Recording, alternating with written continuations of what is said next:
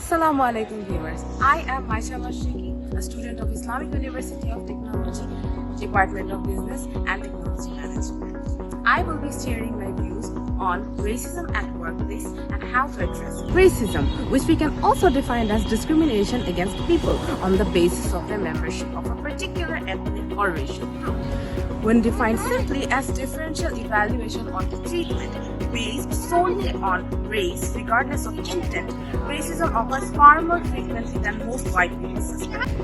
As intraceable as it seems, racism in the workplace can be effectively addressed.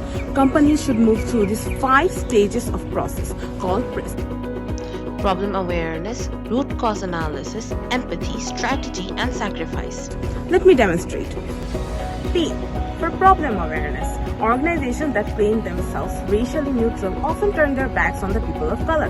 The reference for whitened resumes are yet to be diminished entirely from society. Then comes R. R for root cause analysis. Racism comes from the organizational psychology. It's much easier to pinpoint and blame individuals when problems arise. Organizations must be mindful of the structural dynamics that permeate the system, not just the individual actors that operate with it. Then there's E. E for empathy. After all, we all are human beings, whatever our races are. If the employees of an organization can empathize with the feeling of hurt and anger that the people of color feel, this can create progress toward racial equity. Then comes S. S for strategy. Most actionable strategies for change address 3 distinct but interconnected categories. Personal attitudes, informal cultural norms, formal institution policies.